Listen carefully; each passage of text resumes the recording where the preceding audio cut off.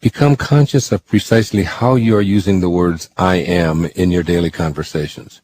If whatever follows these two words is not fully aligned with your perception of how the creative source of the universe would be speaking, then make the correction on the spot. Say to yourself, I am the resurrection and the life in thought and feeling. According to the I Am Discourses of Saint Germain, quote, it immediately turns all the energy of your being to the center in the brain, which is the source of your being. You cannot overestimate the power in this statement. There is no limit to what you can do with it. It was the statement that Jesus used most in his most difficult trials, unquote. Secondly, notice how those around you, particularly family and close friends, use and misuse the inherent power of I am in their lives. Observe that many people say, I am weak, I am poor, I am depressed, I am sick, sad, afraid, I am unlucky, and so on. And they continue to attract that into their life. If they are willing to listen and change, gently remind them that there's no way to attract what they prefer without acknowledging and applying the active presence of God in them. No arguments, just gentle reminders. By observing and teaching the I am awareness, you will become more aligned with your highest self.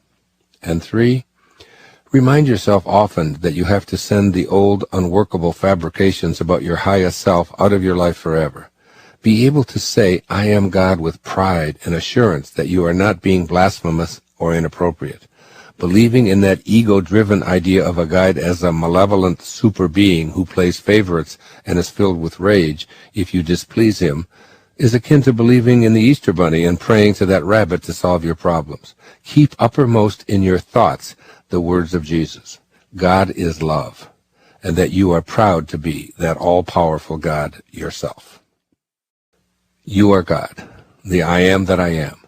Know it and stay in harmony with this divine I am presence. Perhaps now it doesn't sound so foreign to you to assert your divine nature. You might just want to start by being careful not to use the words I am when describing yourself in any way that isn't congruent with your newly awakened, God-realized self. The lines of the 40th verse of the Tao Te Ching, quote, being is born of non-being, unquote. This was Lao Tzu's observation 2,500 years ago. The visible world of being originates in non-being. Some 500 years later, Jesus would tell his followers, it is the Spirit who gives life. John 6:63. I could go on through all of the great spiritual traditions and offer you quote upon quote that states that it is in the invisible, formless realm that the originating spark of life begins. Today, the world of quantum physics confirms that the universe is made of formless, spiritual energy, and that particles, that is, things, do not originate from particles themselves. Everything springs from something that is akin to your imagination. You can't touch, or taste, or see, or hear, or smell it. It has no boundaries. You can't prove it with mathematical formulas or scientific verification, yet we all know that it exists. These invisible thoughts that you have, these ideas that continue to percolate within you, these fanciful imaginings that are always with you, are beyond the scope of science to prove or disprove. It is up to you to channel and use this magnificent endowment to work in the creation of all that you choose to place in that imagination. Taking charge of your imagination. My favorite definition of success, which I've cited on numerous occasions, was offered by Henry David Thoreau in the middle 19th century at Walden Pond. Quote, if one advances confidently in the direction of his dreams and endeavors to live the life which he has imagined, he will meet with a success unexpected in common hours.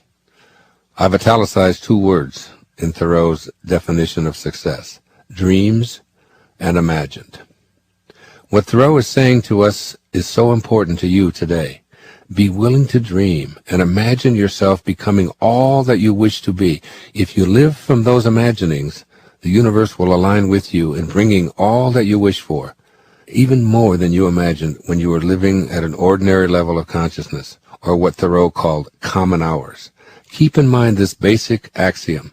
If all that now exists was once imagined, then what you want to exist for you in the future must now be imagined.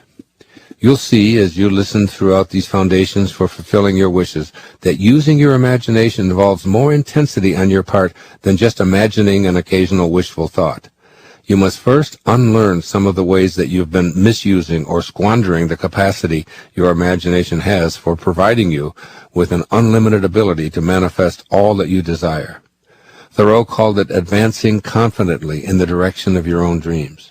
Unfortunately, some of us have learned to do the opposite with our imagination, and instead regularly use it to develop mental habits of advancing in precisely the reverse direction of our highest dreams for ourselves. Recall that I am God doesn't refer to your body in any way. It refers to the birthless, deathless, changeless spirit that remains in all the changing forms your body takes every moment of your temporary life here on earth.